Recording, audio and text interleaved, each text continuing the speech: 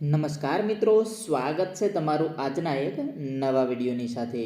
તો મિત્રો, આજના આપણે જે પ્રશ્નો જોવાના છીએ તે તમારી પરીક્ષાની અંદર ખૂબ જ ઉપયોગી થવાના છે. તેવા બધા આજે આપણે પ્રશ્નો જોવાના છીએ. પીજીવીસીએલ વાળા મિત્રો છે તે ખાસ તૈયારી છે તે સરખી રીતે ચાલુ કરી દેજો. દરરોજની છે તે 8 થી 10 કલાક ચાલુ કરી દેજો, કેમ કે માત્ર 15 દિવસની અંદર તે લોકોને પરીક્ષા આવવાની છે. એટલા માટે જેટલું પણ વંચાણું છે અથવા તો નથી વંચાણું તો હવે વાંચવાનું ચાલુ કરી દેજો. અને જો જે મિત્રોને બધું વંચાઈ ગયું છે તે લોકો રિવિઝન કરવાનું ચાલુ કરી દેજો. ટેસ્ટ સિરીઝની અંદર પણ આપણે રિવિઝનનું અંદર બધું મૂકેલું છે, ત્યાંથી પણ તમે છે તે બધું જ રિવિઝન કરી લેજો. કેમ કે પરીક્ષાની અંદર આ વખતે છે તે 100 માર્કનું પેપર હશે. 75ના બદલે 100 માર્કનું પેપર આપવાનું છે, એટલે તૈયારી પણ થોડીક વધારે જ જોઈશે. સરખી રીતે જો તમે તૈયારી ચાલુ નથી કરી તો સરખી રીતે તૈયારી ચાલુ કરી દેજો. આપણે અંદર તમને બધું જ એપ્લિકેશનની અંદર આપેલું છે, ત્યાંથી તમે ડાઉનલોડ કરી અને જોઈ શકો છો. ફ્રી ટેસ્ટો પણ આપેલી છે. ત્યારબાદ આપણા યુટ્યુબની અંદર ઘણા બધા વિડીયોઝ પણ છે. ખાસ કરીને છે તે સિમ્બોલ આકૃતિવાળા પ્રશ્નો જોવાના છે, કેમ કે પરીક્ષાની અંદર તે સૌથી વધારે છે તે પૂછાય છે. એટલા માટે બધું જ છે તે વિગતવાર જોઈ લેજો. તો મિત્રો, આપણા પ્રશ્નો ચાલુ કરીશું. એક પછી એક બધા પ્રશ્નો ધ્યાનથી જોઈ લેજો. તો આજનો આપણો મિત્રો પહેલો પ્રશ્ન છે કે વિદ્યુત સાધનોનું જોડાણ સમાંતરમાં કરવામાં આવે છે, કારણ કે વિદ્યુત સાધન હોય છે તેનું જોડાણ સમાંતરમાં કરવામાં આવે છે, તેનું કારણ શું છે? તો તેના ઓપ્શન જોઈએ. ઓપ્શન એ તે સરળ સર્કિટ છે. ઓપ્શન બી તે ઓછો કરંટ ખેંચે છે. ઓપ્શન સી તે ઓછા પાવર વ્યયમાં પરિણામે છે. ઓપ્શન ડી તે સાધનોની કામગીરીને એકબીજાથી સ્વતંત્ર બનાવે છે. તો મિત્રો, તેની અંદર આપણો સાચો જવાબ રહેશે ઓપ્શન ડી, તે સાધનોની કામગીરીને એકબીજાથી સ્વતંત્ર બનાવે છે. કે વિદ્યુત સાધનોનું જોડાણ સમાંતરમાં એટલા માટે કરવામાં આવે છે કે તે સાધનોની કામગીરીને એકબીજાથી સ્વતંત્ર બનાવે છે. તેના પછી આગળનો પ્રશ્ન જોઈશું કે બે ચુંબકીય ધ્રુવો વચ્ચે લાગુ પડતું બળ. બે ચુંબકીય ધ્રુવો વચ્ચે લાગુ પડતું બળ, આવો પ્રશ્ન આપણને પરીક્ષાની અંદર પૂછી શકે છે. તો તેના ઓપ્શન જોઈએ. ઓપ્શન એ પોલ વચ્ચેના અંતરના સમપ્રમાણમાં હોય છે. બે પોલ વચ્ચેના અંતરના સમપ્રમાણમાં હોય છે. ઓપ્શન બી છે પોલ વચ્ચેના અંતરના વ્યસ્ત પ્રમાણમાં છે. ઓપ્શન સી પોલ વચ્ચેના અંતરના વર્ગના સમપ્રમાણમાં છે. કે ઓપ્શન ડી પોલ વચ્ચેના અંતરના વર્ગના વ્યસ્ત પ્રમાણમાં છે. બે ચુંબકીય ધ્રુવો વચ્ચે લાગુ પડતું બળ એટલે કે ઓપ્શન ડી પોલ વચ્ચેના અંતરના વર્ગના વ્યસ્ત પ્રમાણમાં છે. આઈએમપી પ્રશ્ન છે, ધ્યાનથી જોઈ લેજો. બે ચુંબકીય ધ્રુવો વચ્ચે લાગુ પડતું બળ એટલે કે પોલ વચ્ચેના અંતરના વર્ગના વ્યસ્ત પ્રમાણમાં છે. તેના પછી મિત્રો આગળનો પ્રશ્ન જોઈશું. બ્રેઝિંગમાં નીચે દર્શાવેલમાંથી કયા ફ્લક્સનો ઉપયોગ થાય છે? બ્રેઝિંગમાં નીચે દર્શાવેલમાંથી કયા ફ્લક્સનો ઉપયોગ થાય છે? તો તેના ઓપ્શન જોઈએ. Option A zinc chloride. Option B alcohol સાથે રેસિન. Option C borax. કે ઓપ્શન ડી હાઇડ્રોક્લોરિક એસિડ સાથે રેસિન. બ્રેઝિંગમાં નીચે દર્શાવેલમાંથી કયા ફ્લક્સનો ઉપયોગ થાય છે? તેની અંદર મિત્રો આપણો સાચો જવાબ છે ઓપ્શન સી બોરેક્સ. કે બ્રેઝિંગમાં છે તે બોરેક્સ ફ્લક્સનો ઉપયોગ થાય છે. યાદ રાખી લેજો, પરીક્ષાની અંદર પૂછી શકે તેવો પ્રશ્ન છે. તેના પછી આગળનો પ્રશ્ન જોઈશું કે એનાલોગ એનર્જી મીટર નીચે મુજબના કયા પ્રિન્સિપલ પર આધારિત કાર્ય કરે છે? એનાલોગ એનર્જી મીટર નીચે મુજબના કયા પ્રિન્સિપલ પર આધારિત કાર્ય કરે છે? તો તેના ઓપ્શન જોઈએ. Option A electrostatic principle. Option B electromagnetic induction. Option C electrostatic principle અને ઇલેક્ટ્રોમેગ્નેટિક ઇન્ડક્શન. કે ઓપ્શન ડી ઉપરમાંથી એક પણ નહીં. આઈએમપી પ્રશ્ન છે, એનાલોગ એનર્જી મીટર નીચે મુજબના કયા પ્રિન્સિપલ પર આધારિત કાર્ય કરે છે? તો તેની અંદર મિત્રો આપણો સાચો જવાબ આવશે option B electromagnetic induction. Analog energy meter છે તે ઇલેક્ટ્રોમેગ્નેટિક ઇન્ડક્શનના પ્રિન્સિપલ પર આધારિત કાર્ય કરે છે. તેના પછી આપણો આગળનો પ્રશ્ન જોઈશું કે નીચેના પૈકી કયું પાવર સ્ટેશન બિન પરંપરાગત પ્રકારનું નથી? પ્રશ્ન સરખી રીતે જોઈ લેજો. નીચેના પૈકી કયું પાવર સ્ટેશન બિન પરંપરાગત પ્રકારનું નથી? તેના ઓપ્શન જોઈએ. Option A diesel power station.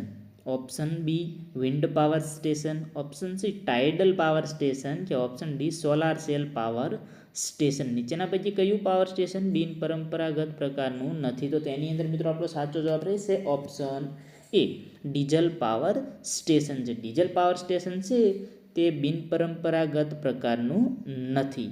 Wind power station જોઈએ, ટાઇડલ પાવર સ્ટેશન જોઈએ કે સોલાર સેલ પાવર સ્ટેશન જોઈએ તો આ છે તે બિન પરંપરાગત પ્રકારનું છે અને ડીઝલ પાવર સ્ટેશન છે તે બિન પરંપરાગત પ્રકારનું નથી. પરીક્ષાની અંદર પ્રશ્ન પૂછી શકે તેવો છે, સરખી રીતે જોઈ લેજો. તેના પછી આગળનો પ્રશ્ન જોઈએ કે જ્યારે ચુંબકને ગરમ કરવામાં આવે છે ત્યારે જો આપણે ચુંબક છે તેને ગરમ કરીએ તો તેમાં શું થશે તેવો પ્રશ્ન પણ પૂછી શકે છે. જ્યારે ચુંબકને ગરમ કરવામાં આવે છે ત્યારે તો તેના ઓપ્શન જોઈએ. ઓપ્શન એ તે ચુંબકત્વ મેળવે છે. ત્યારબાદ ઓપ્શન બી તે ચુંબકત્વ ખોઈ નાખે છે. ઓપ્શન સી તે ચુંબકત્વ મેળવતું પણ નથી અને ખોતું પણ નથી. ત્યારબાદ ઓપ્શન ડી એક પણ નહીં, જ્યારે ચુંબકને ગરમ કરવામાં આવે છે ત્યારે. તો મિત્રો તેની અંદર આપણો સાચો જવાબ છે તે આવશે ઓપ્શન બી તે ચુંબકત્વ ખોઈ નાખે છે. જ્યારે ચુંબકને આપણે ગરમ કરીએ છીએ ત્યારે ચુંબકના જે ગુણ હોય છે તે ખોઈ નાખે છે. આ પ્રશ્ન આઈએમપી છે, ધ્યાનથી જોઈ લેજો. તેના પછી આપણો આગળનો પ્રશ્ન જોઈશું કે ટ્રાન્સફોર્મરમાં કયા વાઇન્ડિંગના આટાની સંખ્યા વધુ હોય છે? ટ્રાન્સફોર્મરમાં કયા વાઇન્ડિંગના આટાની સંખ્યા વધુ હોય છે? તો તેના ઓપ્શન જોઈએ. Primary winding, option B secondary winding, option C high voltage winding કે option D low voltage winding. તો તેની અંદર મિત્રો આપણો સાચો જવાબ આવશે option C high voltage winding.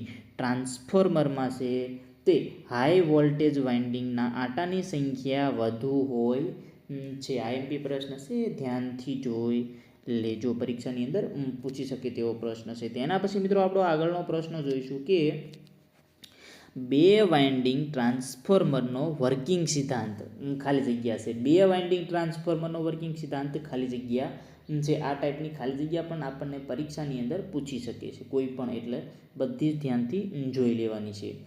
Option જોઈએ. Option A self induction, option B mutual induction, option C DC મોટરનો સિદ્ધાંત કે ઓપ્શન ડી ઓહમનો નિયમ. બે વાઇન્ડિંગ ટ્રાન્સફોર્મરનો વર્કિંગ સિદ્ધાંત ખાલી જગ્યા છે. તો તેની અંદર જવાબ આવશે ઓપ્શન બી મ્યુચ્યુઅલ ઇન્ડક્શન. બે વાઇન્ડિંગ ટ્રાન્સફોર્મરનો વર્કિંગ સિદ્ધાંત છે તે મ્યુચ્યુઅલ ઇન્ડક્શન છે. તેના પછી આગળનો પ્રશ્ન જોઈશું કે નીચેનામાંથી કયા પ્રકારનું જોડાણ જનરેટિંગ સ્ટેશનમાં જનરેટર અને ટ્રાન્સમિશન લાઇન વચ્ચે જોડવામાં આવતા ટ્રાન્સફોર્મરમાં થાય છે? આ ટાઈપનો પણ પ્રશ્ન પૂછી શકે છે. પ્રશ્ન પહેલાં સરખી રીતે જોઈ લેવાનો. નીચેનામાંથી કયા પ્રકારનું જોડાણ જનરેટિંગ સ્ટેશનમાં જનરેટર અને ટ્રાન્સમિશન લાઇન વચ્ચે જોડવામાં આવતા ટ્રાન્સફોર્મરમાં વપરાય છે? તેના ઓપ્શન છે star star, delta delta, delta star કે સ્ટાર ડેલ્ટા. તો આની અંદર મિત્રો આપણો સાચો જવાબ રહેશે ઓપ્શન ડી સ્ટાર ડેલ્ટા કે સ્ટાર ડેલ્ટા પ્રકારનું જે આપણે જોડાણ જોઈએ કે ક્યાં કે જનરેટિંગ સ્ટેશનમાં. જનરેટિંગ સ્ટેશનની અંદર જનરેટર અને ટ્રાન્સમિશન લાઇન વચ્ચે, જનરેટર અને ટ્રાન્સમિશન લાઇન વચ્ચે જે આપણે ટ્રાન્સફોર્મર મૂકવામાં આવે છે તેની અંદર કયા કનેક્શન કરવામાં આવે છે? તો તેની અંદર છે તે સ્ટાર ડેલ્ટા કનેક્શન કરવામાં આવે છે. આવી રીતે ઘણા અલગ અલગ ટ્રાન્સફોર્મર આવે છે, એટલે આપણને જનરેટિંગ સ્ટેશનની અંદર જનરેટર અને ટ્રાન્સમિશન લાઇન વચ્ચે જે ટ્રાન્સફોર્મર આવે છે તેની વાત કરેલી છે. તેની અંદર સ્ટાર ડેલ્ટા છે તે કનેક્શન કરવામાં આવે છે. તેના પછી હવે આપણો આગળનો પ્રશ્ન જોઈશું કે ડીસી સર્કિટમાં હેવી કરંટને નીચેનામાંથી શેની મદદથી મેજર કરી શકાય છે? ડીસી સર્કિટમાં હેવી કરંટને આપણે જો મેજર કરવું હોય તો શેની મદદથી આપણે તેને મેજર કરી શકીએ છીએ ડીસી સર્કિટમાં હેવી કરંટને? તો તેના ઓપ્શન છે. ઓપ્શન એ લાઇનમાં સીટી વડે, ઓપ્શન બી મીટર સાથે સિરીઝમાં શન્ટ વડે, ઓપ્શન સી મીટર સાથે પેરેલલ શન્ટ વડે કે ઓપ્શન ડી એક પણ નહીં. તો મિત્રો આની અંદર આપણો સાચો જવાબ છે તે આવશે ઓપ્શન સી મીટર સાથે પેરેલલ શન્ટ વડે કે ડીસી સર્કિટમાં હેવી કરંટને જો આપણે મેજર કરવું હોય તો આપણે મીટર સાથે પેરેલલ શન્ટ વડે છે તે તેને મેજર કરી શકીએ છીએ. આઈએમપી પ્રશ્ન છે, ધ્યાનથી જોઈ લેજો. ડીસી સર્કિટમાં હેવી કરંટને જો આપણે મેજર કરવો હોય તો મીટર સાથે પેરેલલ શન્ટ વડે છે તે આપણે તેને મેજર કરી શકીએ છીએ. તો મિત્રો આપણા આ પ્રશ્નો છે તે અહીંયા પૂરા થશે. જે પીજીવીસીએલની પરીક્ષાની તૈયારી જે મિત્રો કરે છે તે લોકોને જો રિવિઝન કરવું હોય તો આપણે એપ્લિકેશનની અંદર ફૂલ કોર્સ આપેલો છે, તેની અંદરથી તમે બધું જ રિવિઝન કરી શકશો. તેની અંદર તમને ટેસ્ટ સિરીઝો આપેલી છે, જેથી તમે અંદર તમે ટેસ્ટ આપી અને તમે સારી રીતે તમે જે પ્રશ્નો બધા વાંચ્યા છે તેનું તમારે રિવિઝન થઈ જશે. એપ્લિકેશનની લિંક પણ આપણે નીચે ડિસ્ક્રિપ્શનમાં આપેલી છે. એપ્લિકેશન ડાઉનલોડ કરી અંદર ફ્રી ટેસ્ટો પણ ઘણી બધી છે. ત્યારબાદ જો તમારે ફૂલ કોર્સ લઈ અને તૈયારી કરવી છે તો પણ તમે કરી શકો છો. હજુ તમારી પાસે 15 દિવસનો સમયગાળો બચ્યો છે, તેની અંદર તમે સારું એવું રિવિઝન કરી લેશો. જે મિત્રોને ઈચ્છા હોય તે ડિસ્ક્રિપ્શનમાં આપણે લિંક આપેલી છે, ત્યાંથી ડાઉનલોડ કરી અને એપ્લિકેશનની અંદર કોર્સ લઈ શકે છે. ત્યારબાદ આપણા વોટ્સએપ ગ્રુપ છે, ટેલિગ્રામ ગ્રુપ છે, તેની અંદર જે મિત્રો જોઈન નથી થયા તો ત્યાં પણ થઈ જજો. તેની લિંક પણ આપણે ડિસ્ક્રિપ્શનમાં આપેલી છે. અને જે મિત્રો આપણી યુટ્યુબ ચેનલને સબસ્ક્રાઈબ નથી કરેલી તે મિત્રો ચેનલને પણ સબસ્ક્રાઈબ કરી દેજો, કેમ કે ડેઈલી તમારા માટે છે તે આવા વિડીયો આવતા રહેશે. ધન્યવાદ.